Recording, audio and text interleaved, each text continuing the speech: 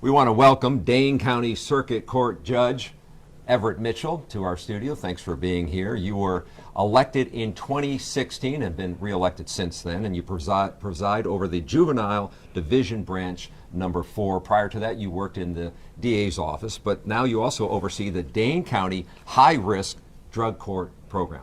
Welcome. Man, I'm so glad to be here with you today. A wonderful time to be both of you. Thank you, Milwaukee. Most definitely. Let's get right into it. Yes. Now, in a radio interview, you were asked to describe your judicial philosophy. You said, in part, you need to be able to understand the original intent of the Constitution, but don't let that original intent stop you from being able to expand it and to include some things that are important for our state moving forward. My question is, what do you think is important for the state to move forward on, and what is the role as a justice? Well, I think, there are a lot of things that keep our communities from being able to move forward when it comes to justice, but I think being able to understand the role of a judge differently allows for us to be able to look at a lot of core issues that impact our community: criminal justice reform, reproductive health, fair amounts, voting. But the way in which we choose to look at the law will interpret how the results that we get. So in order for us to move forward, we have to see the Constitution, and more importantly, the role of judges and justices as individuals who can expand the opportunities to have good conversations and ultimately results that lead to a safer and more productive community. So we'll be able to talk about that as we go through our interview here, but let me begin with, what does the phrase judicial activism mean to you? It means that when judges are seeking solutions that the public are no longer asking for. So when we look at the overturning of the Roe decision in Dobbs, I consider that to be conservative judicial activism, because society had moved beyond where they were in 1973, but they were trying to give a result for which the country was no longer asking for. The country, as a consensus, had understood that reproductive choice and reproductive justice was something that everyone should have access to, but those particular justices, steeped in an argument way back in 1970s, 80s, tried to reproduce that argument in our modern day world, which, was the first time that we saw the Supreme Court go in and actually take a right that had been kind of cemented in our community and had been established as something that everybody generally accepts. Yeah, you talk about that. You're saying you see this as a right that was taken away. So, as you know, this is likely to go before the state Supreme Court. So how will you approach this issue at the state level? And do you think that right needs to be restored by the Wisconsin Supreme Court? I think the legislature and the executive should do their jobs, so that the Supreme Court is not in a position of becoming a legislative body when that's not the role of the courts.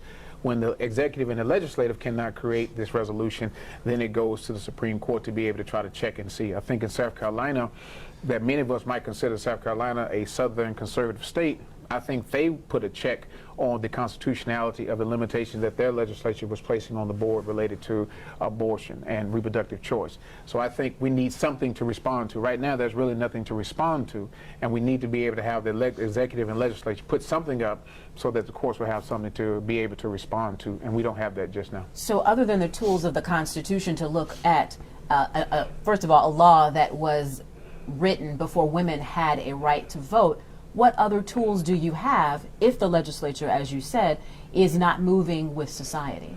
I think you have to look at the Constitution, you look at case law, you pay attention to some of the federal arguments that you may begin to extract from, like, you think about how, Thurgood Marshall and NAACP, when they were trying to overturn Plessy versus Ferguson, the Brown versus Board of Education, they used the 14th Amendment to talk about equal protection and due process of the law. And in many ways, that's where they have found privacy at, is in that 14th Amendment. In many ways, we're grateful for Senator Tammy Baldwin, because she took at least some things off the table by pushing same gender protections for those communities that so severely needed them. And I think that is something similar that we have to pay attention to, those 14th Amendment, equal process, due process. Should we be paying attention to privacy rights, and what does that look like? And at the end of the day, we need to be able to say, what does equality look like in our state, and more importantly for those in our state who have to make these choices, for which men should not be involved in these decisions whatsoever, and that that should be between a woman, God, her doctor, and her conscience, and that's it. I notice in the past you've talked a lot about Justice Marshall, and you have thought that he was able to use the law when it came to discretion, the discretion of a judge or justice. How does that help you navigate in making decisions if you get to the Supreme Court? Again, I think Justice Marshall never stopped thinking about the law in terms of what it could mean for society, right? So even when he moved from being an advocate, when he was pressing for the 14th Amendment to be the deciding place, that, and just for your, your viewers, understand that, Justice Marshall was trained at Howard University.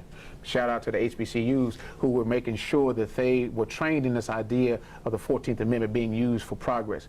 He never lost that even when he became a justice. So even when you read his decisions on a number of issues, he was always talking about and thinking through how these particular rulings would impact the community as they were being rolled out.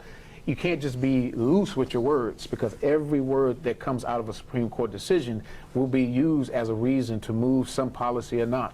So he was very thoughtful in his approach to that, and he continued to use that moving forward. So I've used that approach to be thoughtful about, all right, what will be the implications of my decision, especially on the circuit court. And I think even as a justice, I want to be very careful about the dictum, and dictum is just different words that don't apply to your ruling that you put in there, because they can be used to excite people, like what happened in the ballot box decision, when they started to feel like maybe there is some legitimate justification for going back and talking about overturning the election again. Let me ask you, in an article I was reading, and you were talking about the way you serve on the bench, you have been very adamant that the first time people see you should not be when they enter your courtroom. Can you explain that philosophy you have? Yeah, so for me, I'm trying to dismantle what I call the child welfare, the juvenile delinquency to adult prison pipeline. Wisconsin has too often been known as leading the nation in the disparities related to the incarceration of black, brown people in our state. And so what I've chosen to do is say, yes, I have time on the bench that I calendar, but I spend, 25% of my time in schools, community organizations, giving talks, educating children, speaking time in front of young people. I even have this exercise where I go into a classroom and I'll ask kids, like, who wants to be a judge? Nobody does. And then so I'll take my robe with me, and what I'll do is I'll take my robe and I'll put my robe on young men and women, zip it up, and then they'll start feeling shy, but I'll take pictures of them, because I want them to see this is who you can be. There's so many of us that look like me that are in judicial robes, and I want you to think about this as a particular career. That inspires them, and I wish we had more time. I could tell you wonderful stories that all these young people who would never see themselves as judges, as men, walk away with this sense of pride that maybe this could be me too. And I'm telling them it will be you too. So let me ask you, though, about your role if elected to the Supreme Court. For anyone in Wisconsin, including marginalized people who don't have power, money, or influence, should they be able to count on the Supreme Court to correct the wrongs of government, business, or things that happen in the public arena? Yes. Yes. I think, one of my friends always said, what are you going to do with the power that you've been given? And I think that the discretion of the Supreme Court justices and could be so much more. I think, I think about my role model for our Wisconsin justice. I think about Justice Shirley Abrahamson. She was the one that inspired me to really keep pushing for taking handcuffs off of kids. Because one day we were driving back from a judicial conference, and I had the privilege of driving her back to Madison, and I was just railing about, I'm trying to get these handcuffs, everybody fighting against me. And she leaned over, she grabbed my hand, and she said, what do you think it was like to be the first little short Jewish woman fighting against a whole bunch of men? This is what we do. We fight to make our state better. And then that gave me the courage to continue to do so. How does that look, though, in a hyper-partisan, politically divided state, so that people look at you, that you are in a black robe, all of them, and not in a red or blue? That's the whole point. The black robe is the robe of neutrality. Right, and one of these days I'm gonna do like a video or poem about my black robe and my black body being a representation of greatness and power. But it is a recognition that we don't serve just Republicans or independents or Democrats. We serve Wisconsinites, and you need to elect people who have a proven record of bringing people together. So liberal and conservative just synonyms for Republican Democrats. What I'm trying to say is I'm a proven leader that brings people together and keeps people together throughout all the kind of different ways that we may find each other difficult. I find as a black man that our state is not racist. I find that there are a lot of people who've been open to the conversation. And when you go and you present yourself and your story, where you come from and what you want to see, you find more allies than you do detractors. Do you believe that you could be an ally on this Supreme Court Yes, I do. I do think so. I think that is the whole point of me running, was that I believe Wisconsinites deserve a choice. And you can notice all the campaign stuff that I've written. I'm not attacking people, right? I'm talking about the vision that I see for our state, and I think we need more of that. All of these, consultants who may try to pull you into using attack words diminishes the role of the court and makes, in many ways, to use your point, it takes the black robe and start to turn it into blue or red. Well, one of the calls that you might have to make if you make it to the court is around redistricting, and this is If I make it, I don't like that. Well, I mean, it's still an election, right? So I want to be fair.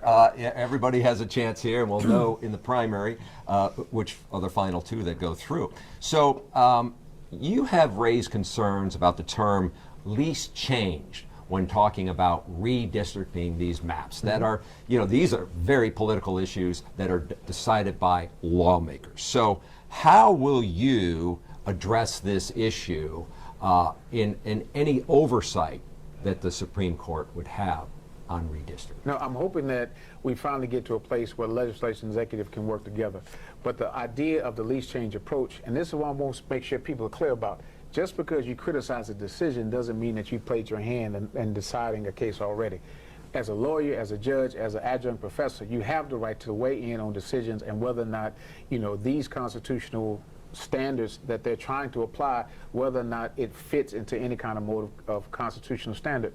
A least change approach was not something that I've ever seen in the Constitution, federally or state, or any kind of precedent whatsoever. So the fact that they kind of punted on this idea and then returned back to a hyperpartisan map does not mean that they have followed the Constitution or our state or precedent. It's something that's brand new, hasn't been tested, and we have the ability to criticize those decisions because of the fact that there's no other precedent that they could be able to rely on to justify going to a least change approach.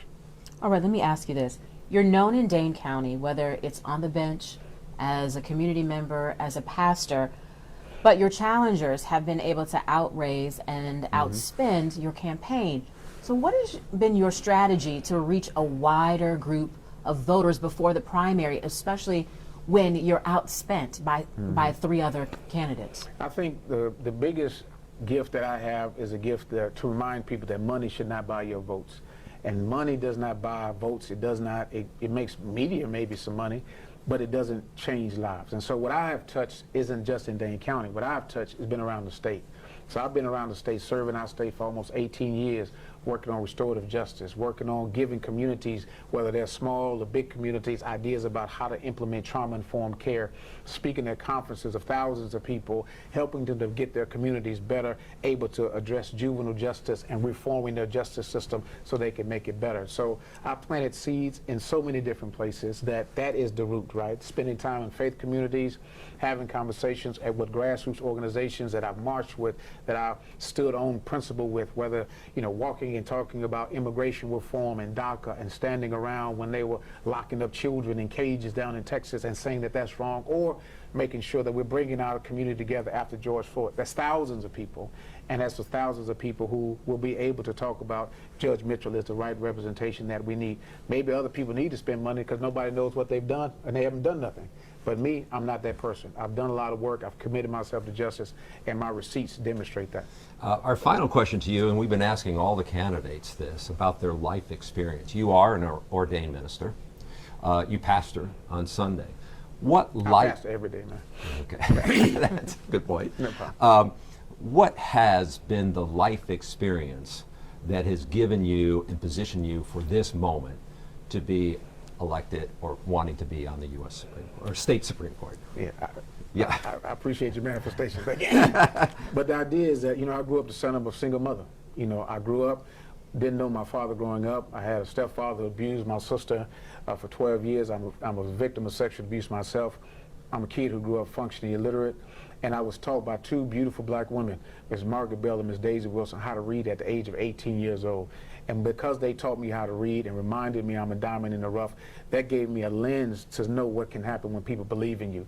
And that belief in me allowed for me to go from a small school at Jarvis Christian College, and I thought I was going to bag groceries, but I went from Jarvis, becoming the first person in my family to go to college, to get to Morehouse College, 2 master's degrees from Princeton, and then eventually get my law degree from UW-Madison, while being a single father, while working a full-time job, while being on law review, and still graduating graduating on time. It's a reminder to me that when I put on my black robe and I see people in front of me, that they can change, that they can be different. And it's my job to make sure that I use the temperament of my own life experience to bring that to them, to say, hey, I'm not just your judge, I'm also your reflection. Whatever you think is possible, it is possible, because the man sitting in front of you is a human being that walks humbly and understands that. And I'm gonna make sure that the power that I have and the systems around you support you so you can become the best version of yourself that is possible. That is my experience that I bring to the court that none of them will be able to bring. Judge Mitchell, thank you so much for coming in today. Next time you gotta sing for me. All right.